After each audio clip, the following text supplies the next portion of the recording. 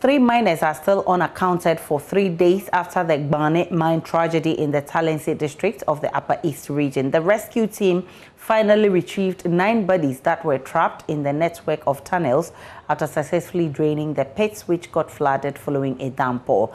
Our Upper East regional correspondent Albert Sori joins me via Zoom with more. Albert, your check suggested there were between 6 to 8 miners.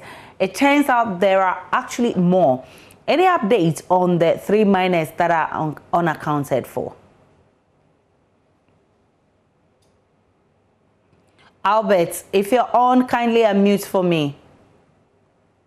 Yes, Aisha. So I was saying that these 3 miners are still unaccounted for. All the search team, after the water was pumped out, have been searching the underground tunnels to try and see if they can find their bodies, but there hasn't been any news yet. Now, we don't know what really goes on underground, but from the explanations that they gave, there are so many tunnels in there, and most of the time, when they're looking for gold, it is not possible for those of them who are outside to know which tunnel exactly which of the miners went into. So please send the search team who are still looking for these bodies are hoping that, you know, as the days go by, or even tomorrow, they might be able to find them. Now, you were asking about how come the number is more. One of the things we learned yesterday was that initially they said that 7 miners were in there. Later, some others said 6.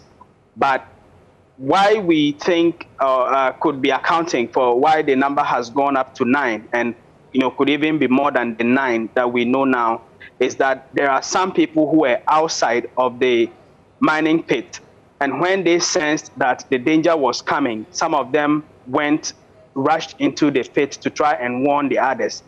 And these second batch of people, some of them did not make their way back out of the pit. So this could be accounting for why the number is more than you know, the initial figure that the miners outside thought could be inside. So police are still looking for these people. They've given us the names of the bodies that have been identified today.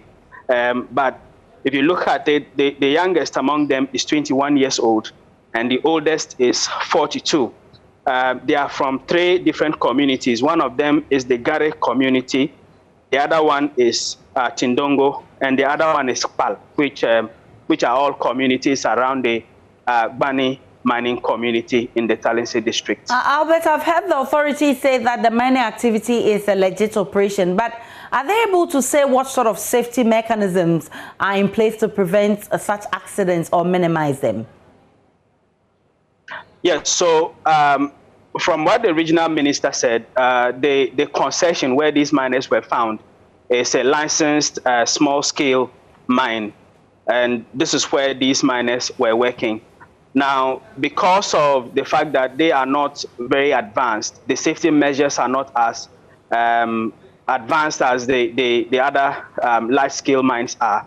But what we are learning could have accounted for this, even based on the explanations that one of the small-scale miners who led the minister around gave, was that this particular pit where the water rushed in through had been covered, but the pressure from the water, you know, part of which was blocked by a road construction ongoing.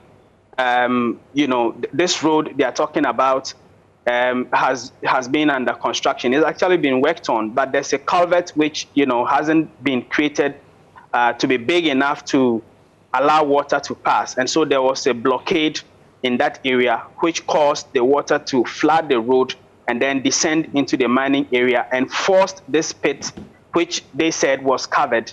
The water forced it open and then went into the pit. And so one of the things I observed was that there were several other pits which were lying down all over the place. Some of them appeared to be abandoned, which were not also covered. And so one of the things the regional minister is talking about, because they've set up a committee to look into this accident, is that first they will have to cover all the pits that are not in use, and even the ones that are in use, when there is the opportunity for them to have them covered to prevent this from happening again, then that has to be done.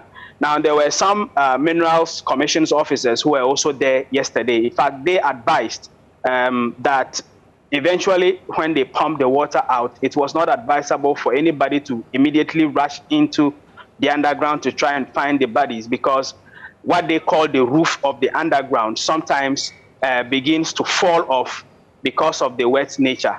So it's part of the reason the search even delayed late into somewhere 3 a.m. this morning, when these 9 bodies were identified and accounted for. Albert Sorry is my colleague in the Upper East region, updating us on the Gbane Pit collapse.